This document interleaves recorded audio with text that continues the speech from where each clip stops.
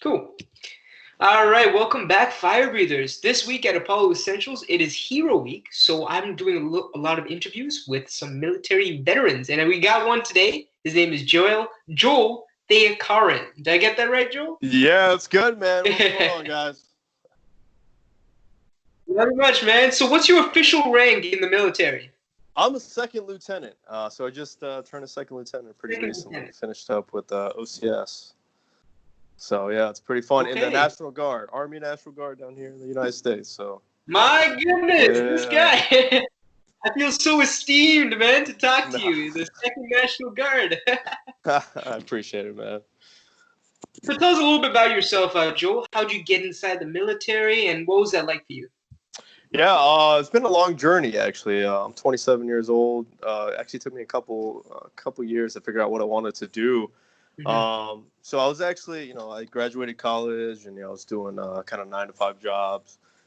Picked up fitness on the way, and started competing in some shows and things like that. And I was kind of sick of the jobs I had. I was being kind of selfish, if you will, just trying to make as much money as possible, hustling and all that. I decided it was probably a good time to give back a little bit to my community and join the Army National Guard. We're down here in Georgia, so it's a good opportunity. Try to give back, and I wouldn't change for the world. Nice, man. And what made you want to get inside the military? Was there any like driving point with you? Why the military as opposed to something else? Yeah, for sure. So my stepdad actually was in the military. He Okay. was in the Army, Vietnam War veteran. So I've always kind of looked up to him. He's a big kind of physical, kind of played football back in the day, and he actually kind of got me into lifting as well. Nice. Um, so yeah, I've always kind of had that option in the back of my mind. Join the Army, one way or another.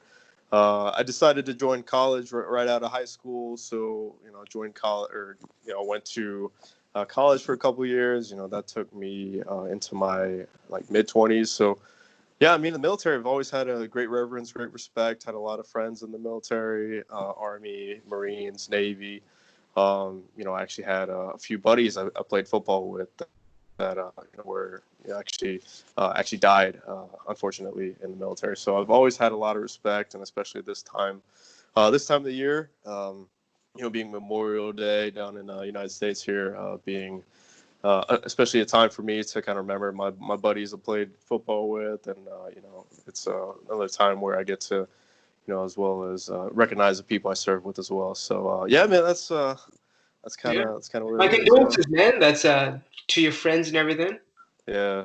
Yeah, I get you. So what made you want to get into fitness as well? Was that big passion that you had? Oh man, yeah. So fitness, that's one of my biggest passions really now. Yeah. Really, I got into fitness. I was kind of a chubby little kid when I was 8 years old, pretty chubby. Didn't really go outside much, played video games, and kind of stayed indoors. And then I think me and you had the same backstory. yeah, it's kind of funny how it works, right? Yeah. So I carried out around a lot of weight, being a chubby little kid. I guess that helps me with my muscle development. But no, I started playing outside, getting into sports a lot. I got an older brother as well. He kind of got me into sports, lifting weights Mhm. and things like that. So got into football, backyard basketball. So I started loving the physicality of things like that. Shed the weight, and then when I was 15 years old, decided to play football.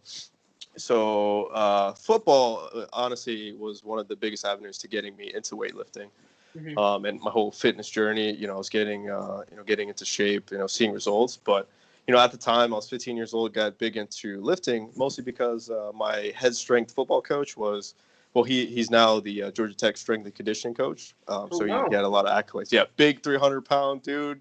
Jesus Christ. He's like, I think he's like in his 50s now, like still Okay. like benching 400 pounds, like My God.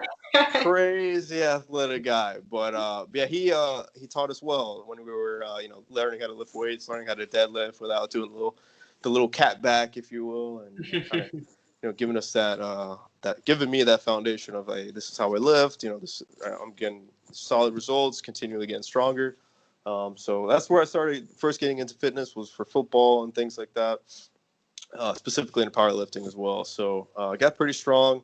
I was able to do like 405 deadlift when I was Wow. about 16, 17. Jesus, 16 Um, and you're yeah, deadlifting 405, yeah, man. My God. yeah.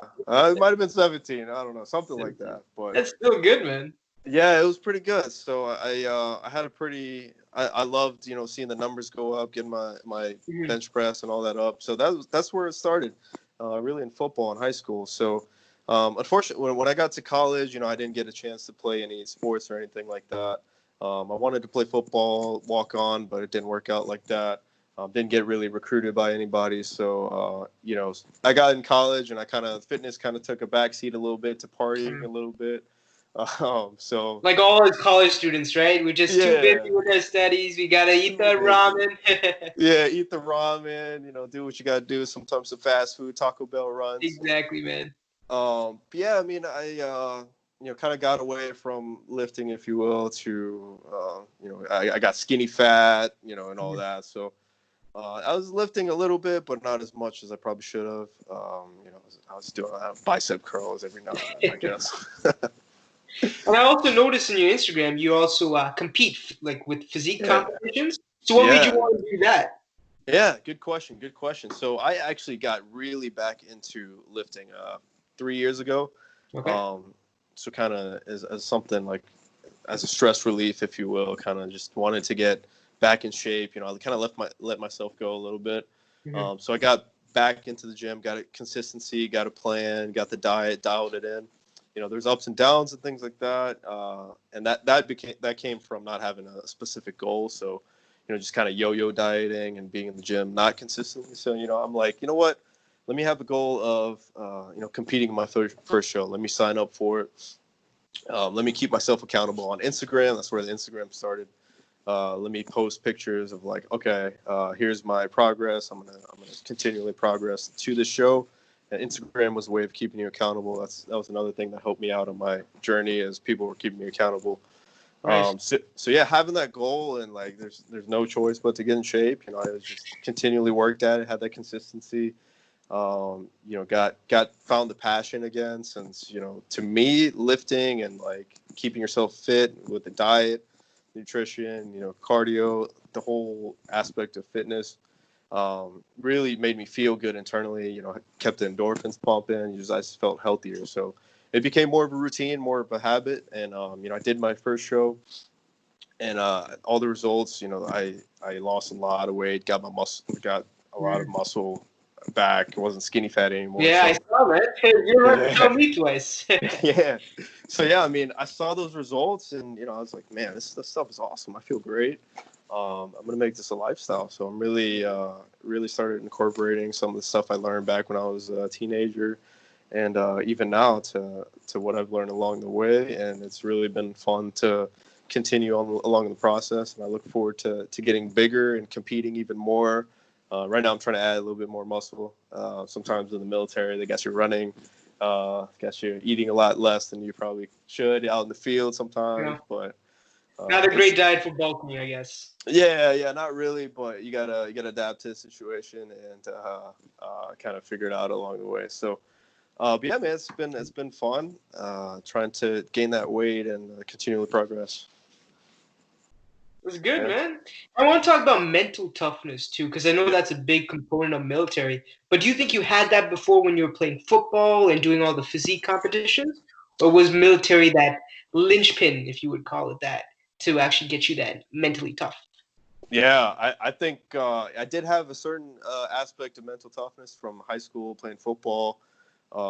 We had to wake up every morning at 5 and come work out before the school started, and then we had to work out afterwards after school. So I had a little bit of mental toughness there. I kind of it got soft. College was pretty easy for me, except for the test the night studying for the test the night before, if Yeah. you will. That was the biggest stress.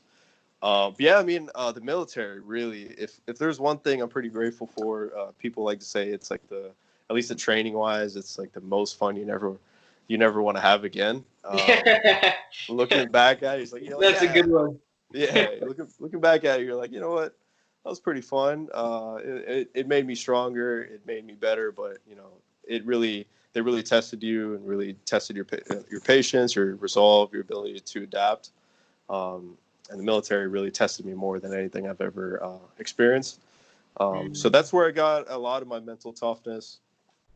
In school, I think I had some mental toughness as well, just from being a chubby kid, being bullied, and things like that. Yeah. Uh, so I mean, got some mental toughness there. So I mean, yeah, man, it's a journey, and the hardships thrown your way is a way to improve, really. So it's exciting to see like how resilient the human body is and the human mind Exactly. is. I think Yeah. you know who David Goggins is, right? Oh yeah. Oh Yeah, yeah. yeah. So he always talks about this mental discipline and the cookie jar effect too. Are you Yes. a big fan of David Goggins, or do you read up in his material at all? Yeah, yeah, huge fan of David Goggins. Like I research. Well, I listen to a lot of military guys like David Goggins, Jocko Willink, and Hmm. every now and then if something sucks, I look up a David Goggins video. It's like, oh, this dude just like ran 100 miles, like broke his Yeah, legs. God. I'm like, And he's dude, like the toughest man alive too, so that's yeah, something, right?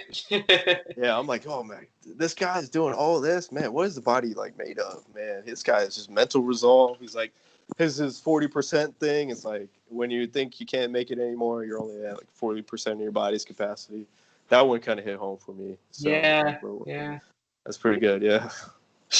So I know with the military, it's pretty scary to come into, like especially with someone new. What was the defining moment in your life, in your training, that said, you know what, this is for me. This is where I belong. Yeah, definitely the military was, I've kind of put it off for a while to join the military because, of course, like you said, it's like, I don't want to have somebody yelling in my face. I don't want Yeah. to do all this. Oh, it's dangerous, all that. But defining moment, I think, my stepdad being in the army and things like that, having the conversations with him. And, I've always had that desire to give back and serve and kind of, be able to serve those around me. I got a lot of people I know in the military, so I think that was a defining moment. Being thinking about, hey, there's something I should be doing to be a part of something more than myself. I realized I was getting a little selfish as well. Just going through day to day life, it's like, okay, what car can I get? What this can I get? Yeah, blah blah blah. But like in life, I'm a true believer in like the amount of value you give people, the amount of you know uh, how you can serve people is amount like it's like karma is what you get back. So I've really figured that out over the time instead of being like 100% selfish. Like the amount of value you help other people with is the amount of satisfaction and monetary values as well as you get back. So That's a piece of good advice, man. I like it. yeah. I like it. Good. And if someone was to come in new to the military, let's say a new beginner, even me, Hmm. what would be your biggest advice to them? What's something you Oh got to man, work on first, or do you yeah. got to work on the mental aspect first, the physical, the emotional? What is it? Yeah, I think the physical aspect will come. They're gonna work with you to get better. I mean, at least have a baseline and start on a routine and things like that. But honestly, the biggest thing is the mental aspect of it. Just being humble because they're gonna tear you down and then build you up. So you got to be prepared to Mm. get torn down, brutally torn down, and then built back up. So just be humble, know that it's a process, and it'll be worth it for sure. If that's something that's on anybody's mind to join the military, it's definitely tough. But if you have an open mind, if you're positive about it, have the right attitude to get better every day, continue to get better physically, mentally, emotionally, definitely look to do to do that. Just be prepared for some mental challenges, but I believe it's something that makes you tougher in the end. Good, man. Good. I know that military, it's always got that Yeah. stigma behind it. I don't want to go there. It's a bit too dangerous, but then Yep. it's also that you build that character with you too, right? So that's Right. definitely the most rewarding part. And for you, Joel, let me just ask you a question. If you were supposed to speak to yourself like 5 years ago and to you where you are today, what would you say to yourself, your past self? Yeah. Yeah. Man. 5 years ago, I would tell them to focus on different things. I think 5 years ago, my focuses weren't in the right place. I think I was just being complacent, apathetic. Going through and being like more of a victim mentality, if you will. Things Mm, certain things wouldn't go my way. I always had big goals in mind, and then I would look up and be like, "Why aren't these goals happening, man?" And then I would just, you know, not take action on them, if you will. So Mhm. I would just, if you will, just look up like, oh, how to do this, or read whatever books, read entrepreneurship books, read these books, read that books, but I never really took action. So I think the biggest thing I would tell myself is like, hey man, take action. Hey, you're not where you are physically. Take action. Go step foot in the gym. You're not where you're at financially. Just start. Get Start somewhere. start on the path. So that's what I would tell myself. I mean, I was making excuses and just being apathetic and just like doing. Um, I would just put off things to the last minute. So I would just tell them to take action and start living your life. That's good, man. I like it. I would tell myself the exact same thing too, because Yeah. it's like you 5 years ago, that college kid just eating junk food, video games too, Yeah. Yeah. Good piece of advice. I think a lot of listeners could really benefit from that. Now, I want to ask you something else. 5 years from now, where do you see yourself being? Do you see Yeah. yourself in the same military, different rank? What's your big ambitions? Yeah, 5 years ago. Funny you asked that. 5 years from now, I should say. My military goal is I want to be a captain. So right now Okay. I'm second lieutenant. I want to be a captain by then. Hmm. With some deployments under my belt, some more deployments under my belt, and I also want to, that'll be my military goal. My other goals, my other passions are fitness. So I want to be able to win another show and get my IFBB Pro card. I want to do it in classic physique, so I got to gain some weight, some solid mass, if you will. So that's my goal there. Ultimately, I also want to have a personal training business. So Okay. I want to open up a gym as well. So in 5 years, I think I'd be able to open up a gym and start training people as well. So some lofty goals, but That's good, that's what man. makes life interesting. Bigger the better, right? If your Yeah, goal's not big enough, then you're not thinking big enough, right? exactly, exactly. Exactly. And you still got one customer already for your personal training business. Yes, sir. You got it. You got it, man. Well, thanks again, Joel, for joining me today. That's all the time I got left. But you have yourself a wonderful day. Thank you for your service again, and enjoy the Memorial Weekend. Yes, sir. Sean, I appreciate your support, man. It was nice talking to you. You too, boss. Take it All right, easy. buddy. Take care.